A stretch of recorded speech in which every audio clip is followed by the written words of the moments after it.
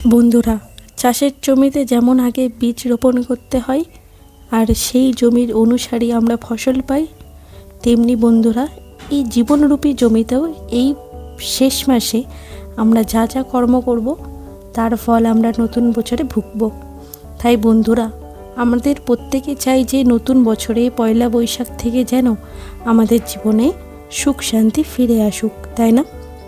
তাই বন্ধুরা, এই নতুন বছর শুরু হওয়ার মুখে মহিলারা বাবার বাড়ির থেকে কিন্তু এই জিনিসগুলি একদম নেবেন না। এতে আপনার বাড়িতে এবং শ্বশুর বাড়িতে কিন্তু চরম দুর্ভাগ্য নেমে আসে। কারণ বন্ধুরা, আমরা সকলেই জানি যে এই মাসে কোনো রকম শুভ কার্য একদম করতে নেই। এমনকি এই মাসে কোনো রকম শুভ জিনিস মোটেও কেনা উচিত নয়। তাই বলা হয় এই মাসে বাড়িতে কুকুর বিড়ালকেও তাড়াতে নেই, এমনকি বাড়ির কিছু জিনিসও নিজের মেয়েকে ভুলেও দিতে নেই। কারণ বন্ধুরা, এই মাসে বাবার বাড়ির থেকে এই জিনিসগুলি শ্বশুর বাড়িতে নিয়ে গেলে ঘোর অমঙ্গল ডেকে আনে।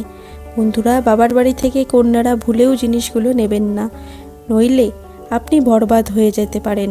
হ্যাঁ বন্ধুরা, হিন্দু ধর্মের নারীদের মা লক্ষ্মীর অংশ মানা হয়। কন্যা সন্তান বাবা মায়ের চোখের মণি হয়। একজন কন্যা সন্তান রাজকুমারীর মতন বাড়িতে লালন পালিত হয়। কিন্তু প্রত্যেক কন্যা সন্তানকে একদিন তার নিজের বাড়ি ছেড়ে, নিজের পরিবার ছেড়ে অন্য বাড়ি যেতে হয়। সেখানে গিয়ে সে তার কর্তব্য পালন করে। প্রত্যেক বাবা মার স্বপ্ন যে তার কন্যা সন্তান একটা ভালো জায়গায় বিবাহ হোক, বিয়ের পর যাতে কন্যা সন্তানটি সুখে থাকে, তাই মা বাবা তাকে অনেক রকম উপহার দেয়। কিন্তু এমন কিছু উপহার ভুলেও তাকে দেওয়া উচিত নয়, বা বাবার বাড়ির থেকে ভুলেও এমন কিছু নেওয়া উচিত নয়। এতে আপনার দাম্পত্য জীবন কলহ সৃষ্টি হয়, এমনকি স্বামীর আয়ু পর্যন্ত কমে যেতে পারে। তাই বিয়ের পর মহিলারা তার বাবার বাড়ির থেকে ভুলেও এই জিনিসগুলো নেবেন না, অথবা কারোর কাছ থেকে কখনো জিনিসগুলি ফ্রিতে নেবেন না। তো চলুন বন্ধুরা, আমরা জেনে নিই যে সেই জিনিসগুলো কি। তো নমস্কার বন্ধুরা, আমি দীপ্তি, আর আমাদের চ্যানেলে আপনাদের স্বাগত। তার আগে বন্ধুরা, এই ভিডিওটি লাইক করে কমেন্টে হর হর মহাদেব ও জয় শ্রীকৃষ্ণ লিখতে ভুলবেন না। নাম্বার 1, বাবার বাড়ির থেকে ভুলেও কোনো দেবদেবীর মূর্তি বা ছবি আনবেন না।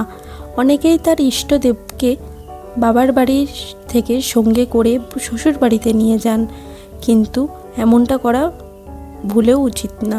কারণ আপনি যেখানে তা স্থাপন করেছিলেন সেখানে তার প্রাণ প্রতিষ্ঠা হয়েছিল, সেখান থেকে তাকে সরিয়ে অন্য জায়গায় নিয়ে আসা মানে। তাই আপনি আপনার ইষ্ট দেবতার মূর্তি কিনে তার শ্বশুর বাড়িতে স্থাপন করুন। নাম্বার 2, শিলনোড়া। বাবার বাড়ির থেকে কখনো ভুলেও শিলনোড়া নিয়ে আসবেন না, অথবা কারোর কাছ থেকে কখনো ফ্রিতে শিলনোড়া নেবেন না। হ্যাঁ বন্ধুরা, যদি নিজের ক্ষতি না চান তো ভুলেও জিনিসটা বাবার বাড়ির থেকে আনবেন না। 3, শাস্ত্র মতে কুলো বিয়ের পর বাবার বাড়ির থেকে কখনো আনতে নেই, কারণ মহিলারা মা লক্ষ্মীর স্বরূপ হয়। যখন বাবার বাড়ির থেকে কুলো নিয়ে আসা হয় তো তার সাথে সাথে মা লক্ষ্মী তার বাবার বাড়ি ত্যাগ করে। সুতরাং বিয়ের পর ভুলেও বাবার বাড়ির থেকে কুলো আনবেন না। নাম্বার 4, বাবার বাড়ির থেকে ভুলেও ঝাড়ু, কোদাল, চাকু, কাটারি এমন জিনিস আনবেন না। এতে আপনার দাম্পত্য জীবনে কলহ সৃষ্টি হবে, পরিবারে অশান্তি লেগেই থাকবে, আর্থিক দিক থেকে কখনো উন্নতি হবে না, এমনকি স্বামীর আয়ু পর্যন্ত কমে যেতে পারে। তাই শাস্ত্র মতে এই জিনিসগুলো কখনো নিয়ে আসবেন না বা কাউকে দান করবেন না। কেউ যদি দান দেয় তো তার বিনিময়ে তাকে টাকা দেবেন। বন্ধুরা, প্রত্যেক মানুষ চাই যে তার জীবনে সুখ সমৃদ্ধি আসুক, খারাপ সময় কখনো যেন তার জীবনে না আসুক। কিন্তু বন্ধুরা, এটা সম্ভব নয়, কারণ আমাদের জীবনে সুখ দুঃখ গোল গোল ঘোরে। সুখ চলে যাওয়ার পর দুঃখ আসে, আবার দুঃখ চলে যাওয়ার পর সুখ ফিরে আসে।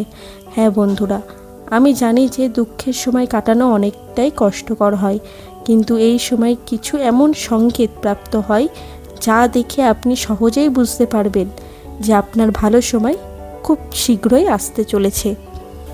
তবে চলুন বন্ধুরা, জেনে নেওয়া যাক যে এই চৈত্র মাসে কি করে বুঝবেন যে আপনার আগামী নতুন বছরটি ভালো কাটতে চলেছে, আর আপনার প্রত্যেকটা সিদ্ধান্ত কিন্তু আপনার পরবর্তী বছরের কারণ হয়ে দাঁড়াবে। নাম্বার 1, যদি পুজো করার সময় আপনার চোখে দিয়ে জল পড়তে শুরু করে বা পুজো করার সময় যদি আপনার মনে হয় যে আপনি ভগবান আপনাকে থেকে হাসছেন, তো এটা খুবই ভালো সংকেত মানা হয়। এর মানে ঈশ্বর আপনার উপর খুবই প্রসন্ন আর আপনার জীবনে ভালো সময় খুব তাড়াতাড়ি আসতে চলেছে। নাম্বার 2, যদি আপনার বাড়িতে হঠাৎ কালো পিঁপড়ের আগমন বেড়ে যায়, তো বুঝবেন যে আপনার বাড়িতে মা লক্ষ্মীর আগমন হবে। ফলে টাকা পয়সা জনিত কোনো রকম সমস্যা আপনার জীবনে আর থাকবে না। তাই অবশ্যই বন্ধুরা পিঁপড়েদের প্রণাম করে আটাতে চিনি মিশিয়ে তাদের খেতে দিন। নাম্বার 3, যদি আপনার বাড়িতে বারবার কুকুর, বিড়াল, গরু, হনুমান এমন জীবের আসা শুরু হয়, বা যদি হনুমান এসে আপনার বাড়ির থেকে কোনো খাবার নিয়ে যায়, বা যদি গোমাতা এসে আপনার বাড়ির সামনে দাঁড়িয়ে পড়ে, বা যদি আপনার বাড়িতে কুকুর বিড়ালের বাচ্চা জন্ম নেয়, বা যদি চড়াই পাখি আপনার বাড়িতে বাসা বাঁধে, তো এটা খুবই ভালো সংকেত মানা হয়, কারণ আপনার বাড়িতে কোনো পজিটিভ এনার্জি বাস করছে। এর কারণে এরা ছুটে ছুটে আপনার বাড়িতে চলে আসে। নাম্বার 4, যদি আপনার ঘুম ভোর 3টে থেকে 5টার মধ্যে ভেঙে যায়, তো ভাববেন আপনি খুবই ভাগ্যবান, কারণ ব্রহ্ম মুহূর্তে আপনার বাড়িতে কোনো দেব দেবীর আগমন হয় আর তিনি এসে আপনাকে ঘুম থেকে তুলে দেন। যদি আপনি ঘুম থেকে উঠে সেই সময় জপ তপ করেন, তো আপনার জীবনে খুব তাড়াতাড়ি পরিবর্তন আসবে।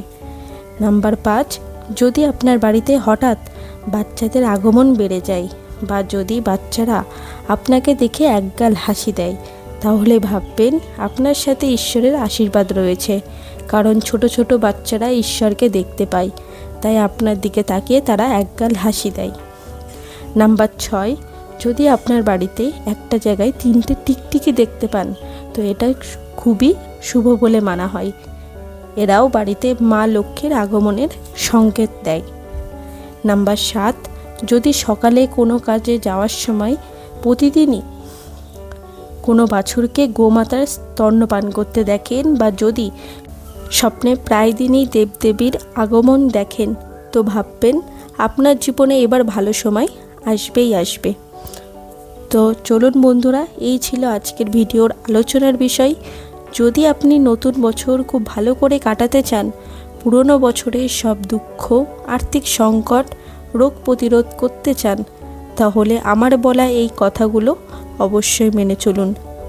তবে দেখবেন আপনার নতুন বছরটা ভালোভাবে কাটবে। আর মনে রাখবেন, কর্ম যেমন করবেন ফলও ঠিক তেমনই পাবেন। আজকের ভিডিও তবে এখানেই শেষ করলাম। এই ধরনের ভিডিও আরও দেখতে আমার চ্যানেলটিকে সাবস্ক্রাইব করুন। দেখা হবে আবার একটি নতুন ভিডিওতে। ভালো থাকবেন, সুস্থ থাকবেন। ধন্যবাদ।